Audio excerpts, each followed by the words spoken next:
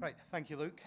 Good afternoon. My name is Tom Hay. I work with Luke, and we both look at different aspects of optimization. Luke has taken you through some of the fairly detailed stuff, so I'm going to do some of the maybe bigger picture stuff and look particularly at marketplaces and flow of funds in different currencies. But I'm going to start with actually giving some figures on one of the points that Luke mentioned. So this is a difference between domestic transactions and cross-border transactions, and we're looking here purely at e-com transactions. And I've excluded recurring, and I've excluded retried payments here. So this is a cardholder trying the first time to do an authorization. What we can see is the top line on the top chart is the approved level for domestic transactions, and the lower line is for cross-border.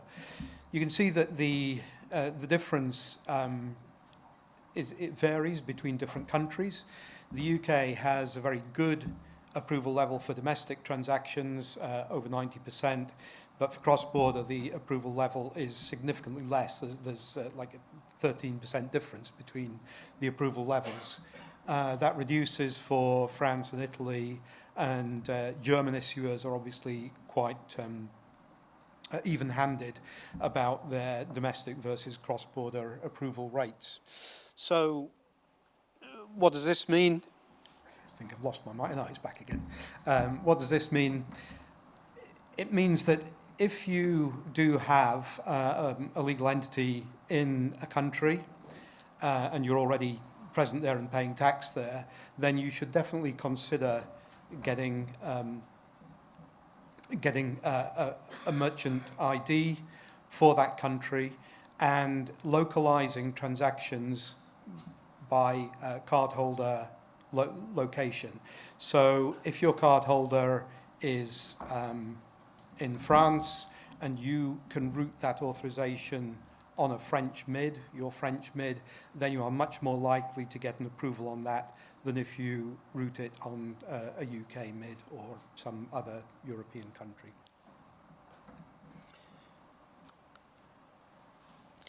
Another aspect that we've looked at is FX.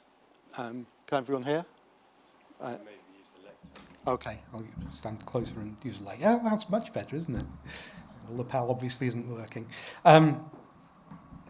So looking at where FX takes place, a lot of merchants, obviously, when they start out, they're looking at a particular locality, a particular country, and they will do the end-to-end processing in their local currency.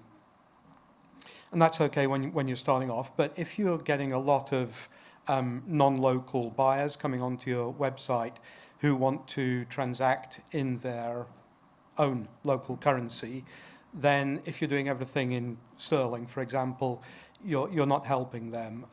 When a US buyer comes onto your site and pays with their US card, that authorization is going to go through with a transaction currency of GBP. The scheme is going to convert that into USD, and the issuer bank will debit USD from that customer and probably add another markup. So the scheme is getting a markup on FX, the issuer is getting a markup on FX, you as the merchant are missing out on that. So there are two ways to fix that, two easy ways to fix that. Easy is a relative term here.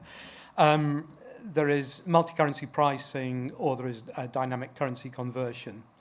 The difference between those is that for multi-currency pricing, you request or detect the customer's local currency, and you display all of the items on your website in that currency. So in the case I was talking about, if I come on, I'm a US buyer with my dollar card, I will see all of the prices on the site in dollars, and when I come to checkout, the checkout will be in dollars. The alternative is DCC or eDCC. That way I still see all the pricing in sterling, but just at the point of checkout, I will be asked if I want to pay in sterling or if I want to pay in US dollars. And most customers will say, oh, I want to pay in my local currency, and they will pay in US dollars. The advantage of that is that you as the merchant and the acquirer are taking the turn on the FX here, because you're converting from your local currency to dollars at a rate that is set by you and the acquirer. The authorization goes through in US dollars, and so there is no FX being done by the scheme or the US issuer. So that's an obvious place where you can make use of FX opportunities. Another one is how you settle, or how your acquirer settles with you. You probably, or you may settle in your local currency, so you just get paid in sterling. Again, you're missing out on FX opportunities here, because for those overseas transactions, your acquirer is doing the FX conversion into your local currency, and this time they're taking the turn or taking the margin on the FX. So if you can move to a like-for-like settlement model where you get settled in the transaction currency for any currencies that you have high transaction volumes in, then you can do the FX with your provider at an advantageous rate. So you're taking the margin instead of the acquirer. And finally, particularly for marketplaces, if your sellers are getting settled in different currencies, you may be paying your disbursement agent all in your local currency. So you may be paying in pound sterling, and they're converting into euros or dollars or Thai baht or whatever currencies your sellers may require. Again, if you can do that FX internally, then you are able to get a much better rate than you will by your leaving it to your disbursement agent. This slide goes through putting together some of those best practices. So the seller prices in whatever their local currency may be, $300 US. When a buyer comes onto the site, they will choose their preferred currency, and in this case, the buyer has said, I want to use Australian dollars. So whenever they look at an item, the marketplace converts the price from the seller's currency into the buyer's currency. So in this case, converting from US dollars into Australian dollars. And you choose your rate, and you can add a markup. When the buyer comes to check out, they see their basket total in Australian dollars, and they will pay in AUD. You will send the authorization through in AUD, and you will capture that transaction in AUD as well. So that way you're minimizing the FX that is done by third parties and taking it all within your own purview. Then for the acquirer settlement, you've done the authorization in Australian dollars. You settle also in Australian dollars, so you'll receive the Australian dollars in, and you're doing the same for all of the currencies in which you have significant buyer volumes. So you're receiving Australian dollars, US dollars, Japanese yen, whatever it may be. You will probably have to set up a different merchant ID for each of those currencies. Some acquirers can be smart and settle multi-currency under a single MID, but mostly you will have to set up one MID per currency and do the appropriate routing.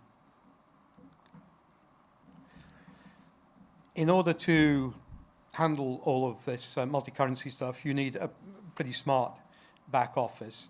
So you are going to have to look after the FX trading yourself. If you have significant inflows and outflows of different currency pairs, you'll almost certainly be able to make use of netting. And that means that if you have a flow of USD to AUD and a flow of AUD to USD, then you can net those off. And the amount of currency that you actually have to convert will be minimized, and therefore that will minimize your FX costs. You need to be pretty smart about cash forecasting under these circumstances, because you need to have enough of the right currency on hand at the right time to pay out to your sellers when they need payment. If you don't have that currency on hand, then you're in a world of pain. So cash forecasting is really important so that you don't have to maintain big floats of those currencies on hand in order to make sure that you don't run out. One other thing to a couple of other things to bear in mind. You'll probably have to do some currency hedging to make sure that changes in FX rates don't catch you out. And the final thing to bear in mind is that if you are going to keep these sums and manage them yourself, the European legislation requires that those funds are properly safeguarded, and so you need to handle the safeguarding and have a regulated entity looking after those funds. You can't just dump them into your normal settlement accounts. We've worked with a number of marketplaces over the past couple of years and helped them to optimize some of these flows. And obviously we'd be delighted to speak to anyone who's interested in taking this further. That's it. Thank you.